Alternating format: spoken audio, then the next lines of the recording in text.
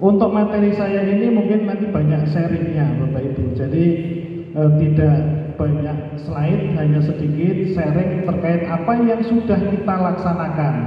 Jadi materi yang judulnya penyusunan RKJM, RKT dan RKS dalam penyesuaian kurikulum Merdeka.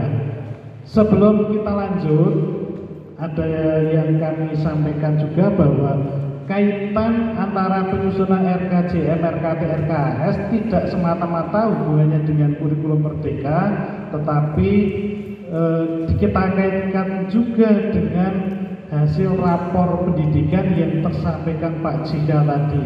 Pak Jika sudah berikan contoh yang detail, jadi insya Allah kita sudah tahu gambaran bagaimana rapor pendidikan. Bapak Ibu yang kami hormati, sesi sore ini kira-kira waktunya saya sudah diambil Pak Jika, tapi saya nggak berkecil hati. Karena apa? Memang saya buat slide-nya dikit, mengingat waktunya kemarin ketika lihat pembagian waktunya, oh ternyata hanya segini. Tapi tidak apa-apa. Untuk materi saya ini mungkin nanti banyak sharingnya Bapak Ibu. Jadi tidak banyak slide, hanya sedikit sharing terkait apa yang sudah kita laksanakan. Jadi materi yang judulnya penyusunan RKJM, RKT dan RKS dalam penyesuaian kurikulum Merdeka. Sebelum kita lanjut, ada yang kami sampaikan juga bahwa kaitan antara penyusunan RKJM, RKT, RKS tidak semata-mata hubungannya dengan kurikulum Merdeka, tetapi kita kaitkan juga dengan hasil rapor pendidikan yang tersampaikan Pak Jika tadi. Pak Jika sudah berikan contoh yang detail, jadi insya Allah kita sudah tahu gambaran bagaimana rapor pendidikan kita. Oke, yang kami hormati, hari ini ada Pak Kabid di belakang, ada Pak Kasih Kurikulum, ada Pak Kasih Kesesuaian tadi. Yang kami hormati pula Bapak Ibu Korwil, Bapak Ibu pengurus K3S, Bapak Ibu kepala sekolah. Di sini selain K3S ada juga teman-teman dari sekolah swasta. Ini yang saya kenal, ada Bu Ida, ada Pak Lis, ada Bu Elvi dan lain-lain. Yang lain mungkin berikutnya kenal dengan kami karena memang kita sama-sama keluarga besar dari Dindekpora. Alhamdulillah. Oh iya, tadi saya tanya tahunnya jangan itu di SD 4, ternyata SD 3 Muhammadiyah ya. Terima kasih. Hari ini bisa ketemu bareng-bareng karena memang yang menerima bantuan operasional sekolah itu tidak hanya dari sekolah negeri tapi sekolah swasta juga. Yang membuat iri sekolah negeri itu ini beda. Sekolah swasta ini wis ana sumbangan dari wali murid masih dapat bos. Sekolah negeri simulasi muridnya 34 hanya dari bos saja, tidak ada bantuan dari wali murid. Tapi alhamdulillah disyukuri tahun ini akan mendapat alokasi bantuan dari Mas Yoga. Jadi bidangnya PEP akan berikan bantuan bagi sekolah-sekolah yang muridnya di bawah 60. Jadi kalau tadi saya masih ingat sesi Pak Herin siapa tadi ya, yang mengatakan bahwa kebutuhan minimal itu berapa tadi? Ada yang 2 juta, ada yang 1.200.000, sementara kita baru dialokasikan 900.000. 2 juta belum cukup Bapak Ibu nek muridnya selawe. Nggih napa mboten? Satu orang 2 juta selawe nggak cukup, tapi mungkin bagi yang siswanya 200, 300 insya Allah sudah cukup memadai, walaupun belum bisa mengcover semua kebutuhan. Baik Bapak Ibu, kita lanjut. Ini slide saya tidak banyak. Kok nggak jalan ya?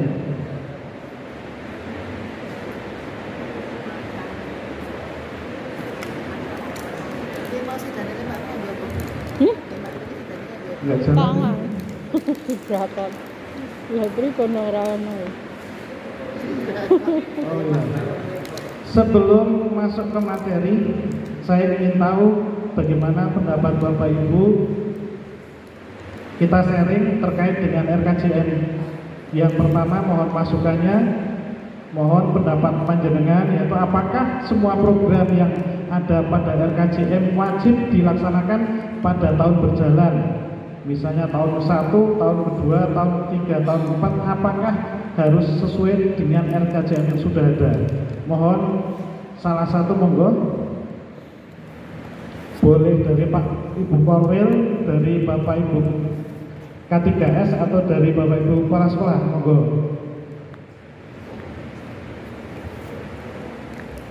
Kalau belum ada yang ngacung, monggo saya minta dari Bapak Ibu kepala sekolah, monggo di antara panjenengan ini Bu siapa? Bu Sofi dari SD Mutiara Yatim Lampok ya, monggo. Bagaimana pendapat panjenengan? Tidak apa-apa. Pakai tak sehat. Dengan gitu Beda ya Pak, karena dalam selama 1, 2, 3, 4 tahun barangkali nanti perjalanan ada sesuatu yang memang ada perubahan seperti itu.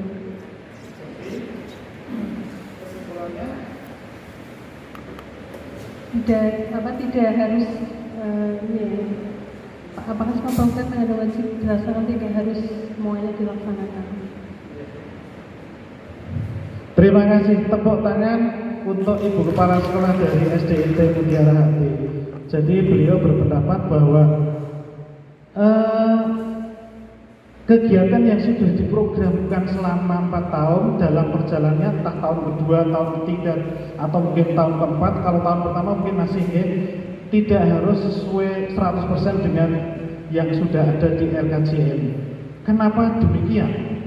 Jenengan sudah mengalami terutama tahun 2022-2023 dulu tidak akan terbayangkan adanya implementasi kurikulum merdeka, tidak menganggarkan di standar isi untuk penyusunan dokumen KOSP, tidak menganggarkan penyusunan modul aja.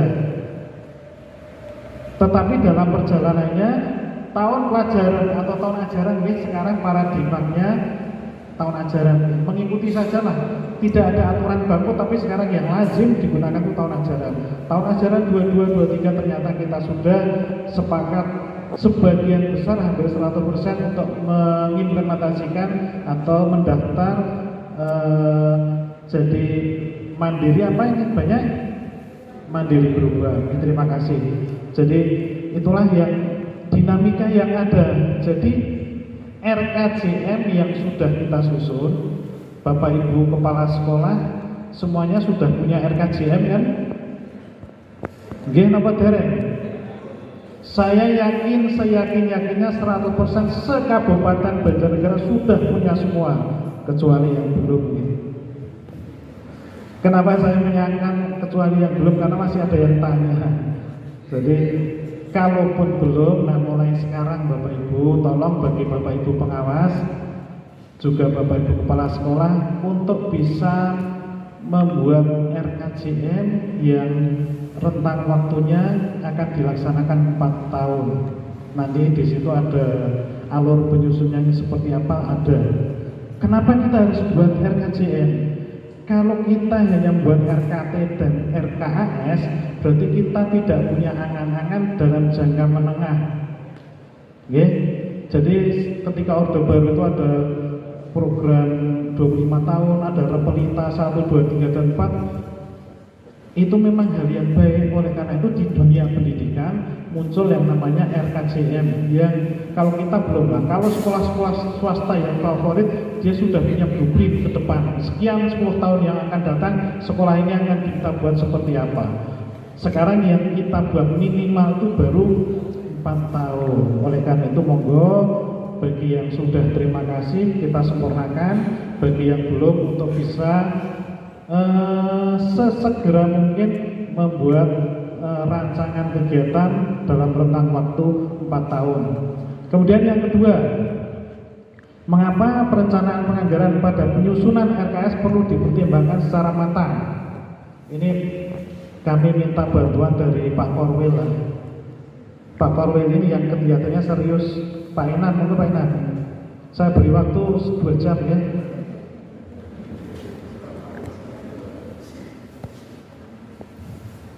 Ini enggak ada teorinya, hanya dengan sus praktis jadi kepala sekolah lama saya yakin. Terima kasih atas waktunya. RKAS, semua rencana ini harus disusun dengan matang.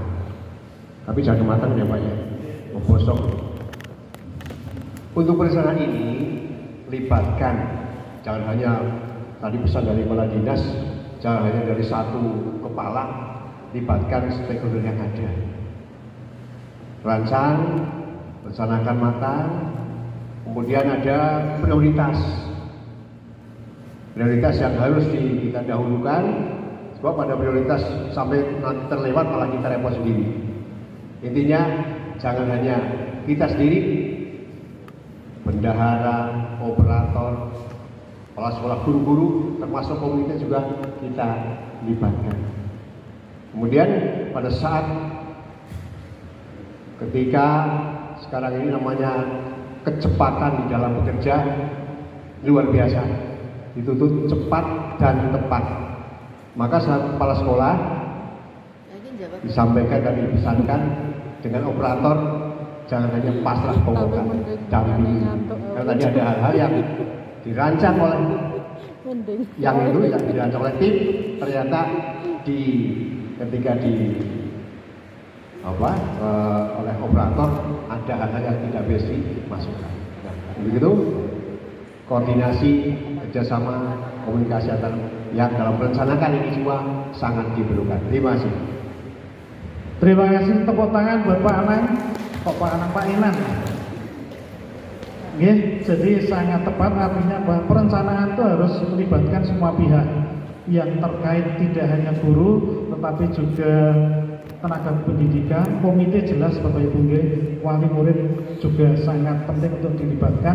Kenapa kok saya sampai pertanyaan yang sangat sederhana seperti itu? Saya dapat informasi dari teman-teman yang biasa berkecimpung di BOS, tahun kemarin itu banyak sekolah yang tidak bisa menyerap dana BOS sampai berpuluh-puluh juta. Ada yang sampai 40 juta silpanya. Kenapa bisa sampai silpa 40 juta? Berarti bagian perencanaannya yang kurang matang.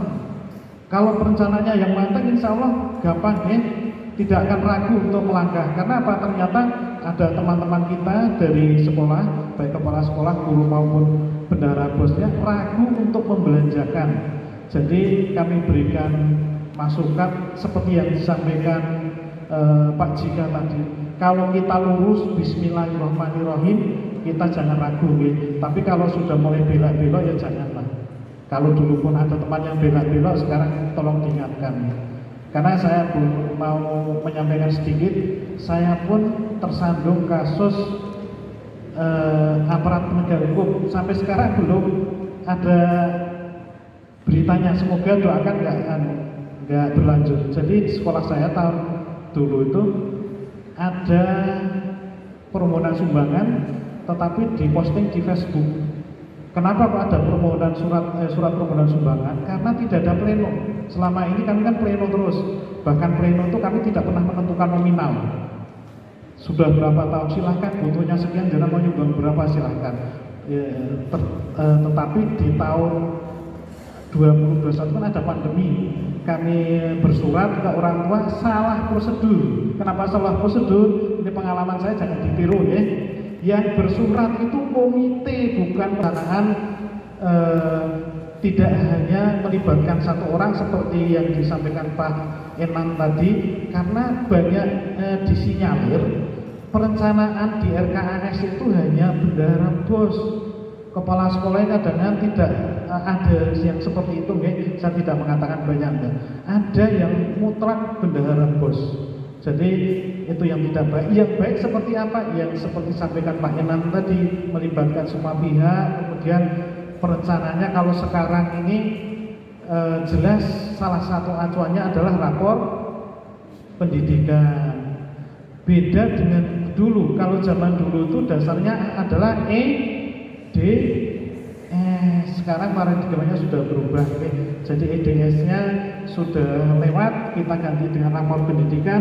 Kemudian nanti saya singgung sedikit terkait dengan penyusunan RKJM itu dasarnya apa saja. Kemudian yang bawah itu kalau jalan sudah tidak gulani lah, bukan uyai kalau saya orang gulani. Panjenengan sudah banyak gula, pinter artinya banyak pengalaman. Kalau makan garam rasanya kan gula lah, manis-manis. Nah, ini saya ambil, panjenengan nanti insya Allah bisa baca materi yang lebih lengkap RKJM RKAS yang disusun oleh direktorat. Nanti saya kirimkan ke Mas Eno, ya. Jadi yang saya buat di sini acuannya itu 2016 karena sampai sekarang belum ada yang terbaru lagi. Penyusunan RKJM RKAS. Kenapa kok nggak ada RKT? Ini hubungannya dengan anggaran. Kalau RKT ada anggarannya enggak Bapak Ibu? RKJM dan RKT muncul anggaran enggak di situ? Referensi yang saya punya itu di situ tidak. Tetapi kalau mau diberi anggarannya boleh, setiap poin kegiatan diberi anggaran boleh. Tetapi tidak wajib karena RKAS itu sudah mengcover kegiatan untuk 1 tahun. Jadi di RKT-nya tidak perlu anggaran. Kenapa? Karena banyak kegiatan yang tidak butuh anggaran, ya, ada di program tapi tidak perlu anggaran. Contohnya Bapak Ibu, program sekolah adalah meningkatkan kedisiplinan pendidik dan tenaga pendidikan. Perlu anggaran enggak Bapak Ibu? Tidak perlu, ya. Enggak perlu anggaran. Ini untuk ini harus ada kegiatan IHT, workshop dan sebagainya, tidak perlu, hanya dari pimpinan saja bisa mengkondisikan. Jadi banyak kegiatan atau hal-hal yang di RKT muncul, tetapi di RKAS-nya tidak muncul. Ini dasarnya adalah Permendiknas nomor 19 tahun 2007 tentang standar pengelolaan pendidikan dasar dan menengah. Artinya dari SD sampai SMA, SMK sama acuannya masih itu. Rencana kerja jangka menengah menggambarkan tujuan yang akan dicapai dalam kurun waktu 4 tahun yang berkaitan dengan mutu lulusan yang dicapai dan perbaikan komponen yang mendukung peningkatan mutu lulusan. Penerapan beda dengan RKJM dan RKS, RKT tidak ada. Bedanya RKJM dengan RKT apa Bapak Ibu? RKS itu rencana kerja sekolah, RKJM ada di dalamnya. Jadi rencana kerja sekolah itu ada RKJM, ada RKT, RKAS bagian dari RKS. RKAS itu bagian dari RKS. Rencana kerja tahunan yang dinyatakan dalam rencana kegiatan dan anggaran sekolah atau RKS dilaksanakan berdasarkan rencana kerja jangka menengah.